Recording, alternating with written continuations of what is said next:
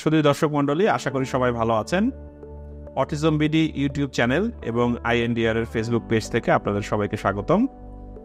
আজকে আমরা কিছু বিহেভিয়ার ম্যানেজমেন্টের বিষয় নিয়ে আলোচনা করব। বাচ্চাদের অনেকগুলো বিহেভিয়ার আছে যেগুলি বাবা মাকে অনেক ক্ষেত্রেই পীড়া দেয়। সাধারণত অটিজম, এডিএইচডি এই ধরনের বাচ্চা যারা আছেন, যাদের মধ্যে একটু চঞ্চলতা বেশি, বিভিন্ন বিহেভিয়ার প্রবলেম আছে, তো সেগুলি ম্যানেজ করতে অনেক সময় বাবা মাকে বেগ পেতে হয়। তো আজকে যে বিষয়টি নিয়ে আমরা আলোচনা করব সেটা রিসেন্টলি তো ঈদ গেল।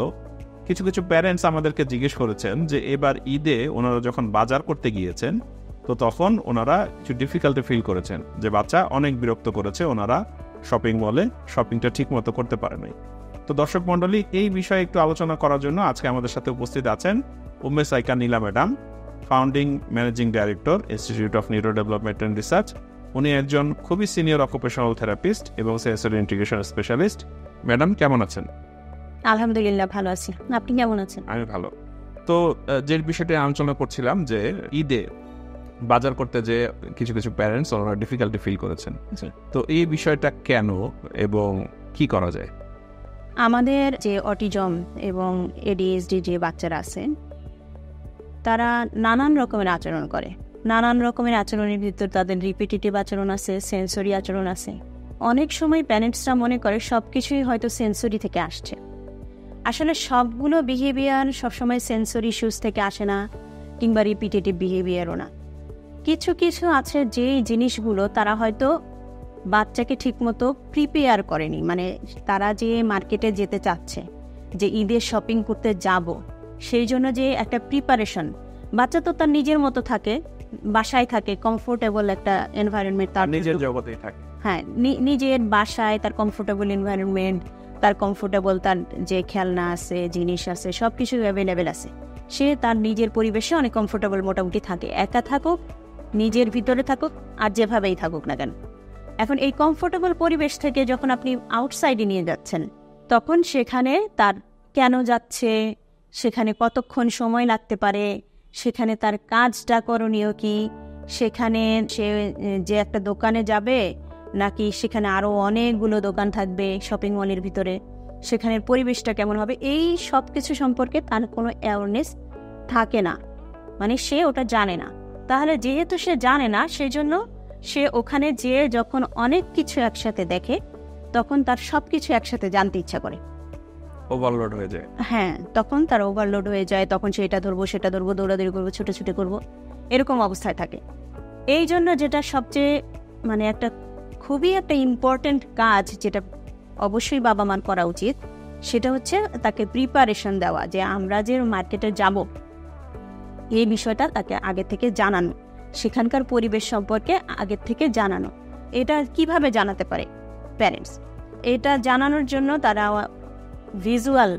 ভিজুয়ালি ছবি দেখাতে পারে তাকে, এবং মুখে বলতে পারে। ম্যাডাম, অনেক সময় তো প্যারেন্টসরা বলে যে ওকে কি বুঝাবো, তো বুঝে না। হ্যাঁ, এটা তো সব প্যারেন্টসদেরই মোটামুটি একই রকম কথা, যে ও তো কথা বলতে পারে না, তাহলে ও তো বোঝে না, তাহলে ওর সাথে আবার কি বলবো।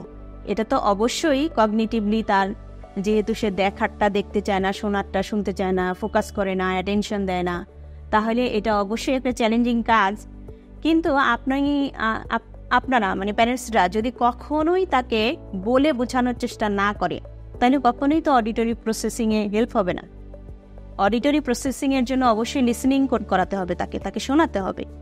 তাহলে সেই ইনফরমেশনটা যদি কখনো আপনি নাই বলেন তাকে, যেমন ধরেন কোনো একটা জিনিস আপনি তাকে চেনাতে যাচ্ছেন, যে সে জানুক যে এটা মগ বা এটা বল, তাহলে এই বলটা দেখিয়ে, এই শব্দটা বল, এটাই যদি আপনি তাকে না শোনান, তাহলে তো সে আসলে ওটা রিসিভও করতে পারবে না, তার প্রসেসিংও হবে না, সে ওটা কখনো বুঝতেও পারবে না। তাহলে একদম বেসিক জায়গাটা যেটা, যে তার সাথে বলতে হবে, তাকে চেনাতে হবে, জানাতে হবে, তারপর সে আস্তে আস্তে শুনতে এক সময় সে ওটা সম্পর্কে বুঝবে। এরকম ছোট ছোট ছোট ছোট করে একটা করে 5টা করে 10টা করে 50টা করে 100টা, এভাবে আইটেম আগে তাকে চেনাতে হবে, জানাতে হবে, প্রত্যেকটা জিনিসের নাম বোঝাতে হবে। যেমন বাজারে তো বললো যে সিমিলার কিছু কন্ডিশন বাবা মা ফেস করে, শুধু মার্কেটেই না, অনেক সময় কি হয় যে বাবা মা চান যে বিদেশ যেতে, যে আমি একটু ঘুরতে যেতে চাই, তো কিভাবে প্লেনে নিয়ে যাব, অথবা আমি একটা বিয়ে বাড়িতেই বাচ্চাকে নিয়ে যেতে চাই, কিন্তু বিয়ে বাড়িতে গেলে তো অনেক উত্তেজিত আচরণ করে, অনেক মানুষ দেখে বাচ্চা কি করবে বুঝতে পারে না।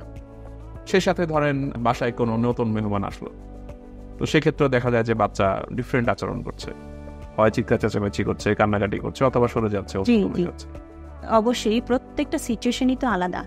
তো আলাদা যেহেতু সিচুয়েশনগুলো, সেই জন্য প্রিপারেশনটাও আলাদা হবে। কিরকম, যে আপনি ধরেন শপিং এর আগে আপনি তাকে ছবি দেখিয়ে, পিকচার দেখিয়ে তাকে প্রিপারেশন দিলেন, সোশ্যাল স্টোরি শুনিয়ে প্রিপারেশন দিলেন যে আমরা ঈদের শপিং করতে যাব, তোমার জন্য একটা জামা কিনবো।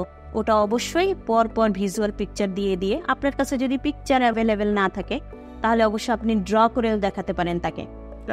আঁকাটা যেরকমই হোক, হ্যাঁ, আঁকাটা যেমনই হোক, ওটা যে একদম পারফেক্ট ড্র হইতে হবে তাও না, আপনি জাস্ট ওর সাথে বলে বলে একে সিম্পল ভাবে দেখাই দিলেন। এটা তার একটা হেল্প হবে, যে সে ওইটা সম্পর্কে তার অ্যাওয়ারনেসটা তৈরি হবে, তখন সে আস্তে আস্তে আস্তে আস্তে বুঝতে শিখবে। আবার যেটা বললেন আপনি যে অনেক সময় সামনে বিদেশ যাব, তাহলে ট্রাভেলিং এর ক্ষেত্রে প্লেনে করে যাব, এতটা সময় সে ধৈর্য ধরে বসে থাকবে কিনা, প্লেনে ওঠার আগে বসবে কিনা, প্লেনে বসবে কিনা, প্লেনে বসে সে কি করবে, তারপরে এতটা লম্বা ট্রাভেলিং সে কিভাবে করবে, প্রত্যেকটারই একটা আলাদা আলাদা স্টেজ আছে। তো এখানে যেটা করতে হবে যে একটা সোশ্যাল স্টোরিজ তৈরি করতে হবে, এবং সোশ্যাল স্টোরিজটা তৈরি করতে হবে যে আমরা প্লেনে করে কানাডা যাব। সাপোজ ধরেন যে কানাডা যাচ্ছে কোনো একজন প্যারেন্টস, তাহলে আমরা প্লেনে করে কানাডা যাব, কবে যাব, আপনার প্রিপারেশনটা অবশ্যই 1 সপ্তাহ 2 সপ্তাহ আগে থেকে শুরু হবে। কিন্তু ক্যালেন্ডারটা দেখাবেন যে এই দিন মার্ক করে রাখবেন যে এই দিন আসলে আমরা ট্রাভেল করব। তাহলে এই দিন আসলে ট্রাভেল করব, তার আগের প্রত্যেকটা দিন ক্রস করে ওই ক্যালেন্ডারে ওই দিন আসলে পরে ট্রাভেল করবেন আপনার, তাকে ওটা ধারণা দেওয়া হলো। ট্রাভেলিংয়ের আগে আমাদেরকে যে লাগেজ প্যাক করতে হবে, লাগেজ প্যাক করে লাগেজ সাথে নিয়ে যেতে হবে। আমরা গাড়িতে করে যাব, গাড়িতে করে যাওয়ার পরে আমরা এয়ারপোর্টে চেক ইন হবে আমাদের, তারপরে আমরা একটু ওয়েট করতে হতে পারে, তারপরে আমরা প্লেনে উঠব। প্লেনে উঠলে এটা আমাদের জন্য কমফোর্টেবল, কোনো অসুবিধা নাই। প্লেনে ওঠার পরে আমরা সিটে সুন্দর করে বসবো, বসার পরে তারপরে সেখানে যে এয়ার হোস্টেসরা বিভিন্ন ধরনের ইনস্ট্রাকশন দেয় যে সিট বেল্ট বাঁধতে হবে, নানান রকমের যেগুলো আছে আর কি, সেগুলোর সবগুলো তাকে একটু ওরিয়েন্টেশন দেওয়ার পরে অবশ্যই এখানে প্রত্যেকটা স্টেজের ভিজুয়াল লাগবে, মানে ছবি লাগবে। ছবি আপনি তুলতে না পারলেও একে হলেও দেখাতে হবে। তারপরে সে সিটে যখন বসলো, যখন প্লেন চলা শুরু করলো, লম্বা সময় সে এখানে বসে কি করবে, সেখানেও তার জন্য অ্যাভেলেবেল কিছু অ্যাক্টিভিটি যেটা সে বসে বসে করতে পারে, সময়টা কাটাতে পারে। সে সেখানে স্ক্রিনে তাদের মুভি চলে সেটা দেখবে, নাকি সে নিজের কিছু টয়েস নিয়ে যাবে সেগুলো খেলবে, নাকি সে ঘুমাবে, কি করে সে টাইমটা কাটাবে, এই পুরাটা পছন্দের গান হতে পারে। তো এই সম্পূর্ণ জিনিসগুলো তাকে আগে থেকে বলে তারপর তাকে প্রিপেয়ার করে তারপর তাকে নিতে হবে। তারপরে আবার যখন প্লেন থেকে নামবে সেখানে চেক আউট করতে হবে কিভাবে, সেই প্রসেসটা পুরোটা বলে তারপর সে বাসা পৌঁছানো পর্যন্ত, যেখানে তার কমফোর্টেবল এনভায়রনমেন্টে পৌঁছানো পর্যন্ত, সেটাও তো তার জন্য নতুন, সেইটা কেমন হবে সেটারও প্রিপারেশন আগে থেকে দিতে হবে। তো এই সবগুলো বিষয় কিন্তু এখানে মূল বিষয়টা হচ্ছে যে তাকে আগে থেকে তৈরি করা, মানসিকভাবে যে আমরা এক জায়গা থেকে আরেক জায়গায় যাচ্ছি এবং যাওয়ার পথটা আমাদের এরকম হবে আর পরিবেশগুলো এরকম হবে, সেখানে এই ধরনের মানুষের সাথে আমাদের এইরকম কথোপকথন হবে, আমরা এই কাজ করব, খাবার দিলে খাবো, ওখানে ওয়াশরুম অ্যাভেলেবেল থাকবে, দরকার হলে ব্যবহার করব, তারপরে আমরা চেক আউট করে একটা বাসায় যাব, সেই বাসাটা এরকম থাকবে। তো এই পুরো জিনিসটাই ভিজুয়ালি আপনাকে ছবি দেখিয়ে দেখিয়ে তাকে বর্ণনা করে করে বলতে হবে। সেটা অবশ্যই 2 সপ্তাহ 3 সপ্তাহ বা 1 সপ্তাহ আগের থেকে তাকে তৈরি করতে হবে, যেন পুরো বিষয়টার একটা নলেজ, একটা অ্যাওয়ারনেস, যে আমি হুট করে কোনো ঘটনা ঘটছে না আমার সাথে। কারণ হুট করে ঘটনা ঘটলেই তখন তাদের চ্যালেঞ্জ ফিল হয় যে এটা কেন, আতঙ্ক কেন, কি হচ্ছে, কতক্ষণ থাকবে, কতক্ষণ চলতে থাকবে, এই নানান রকম প্রশ্ন মাথার ভিতর থাকে। আর সেই প্রশ্নগুলো তো তারা বাবা মাকে জিজ্ঞাসা করতে পারে না, বা এই প্রশ্নগুলো সম্পর্কে তো তাদের যে ভিতরে চলছে বিষয়টা, তার আনইজিনেস, সেটা তো সে প্রকাশ করতে পারছে না, ইনসিকিউরিটি, তখন সে সেগুলো তার আচরণ দিয়ে, সে স্ক্রিমিং, ক্রাইং, এই ধরনের আচরণ দিয়ে সে এগুলোকে এক্সপ্রেস করে, অথবা থ্রোয়িং অবজেক্ট, এগুলা করে করে সে এগুলো প্রকাশ করে। তো এই সব কিছুর জন্যই তার সাথে কথা বলা এবং ছবি দেখিয়ে কথা বলা, এটা ভেরি ভেরি ভেরি ইম্পর্টেন্ট জিনিস। এই একটা জিনিসই যদি বাবা মা ফলো করতে পারে, যে কোনো কাজ করার আগে, যে কোনো নতুন কাজ করার আগে তাকে যদি তৈরি করে, তাকে যদি আগের থেকে অ্যাওয়ার করে যে কি হবে, তার সাথে কি করতে যাচ্ছে।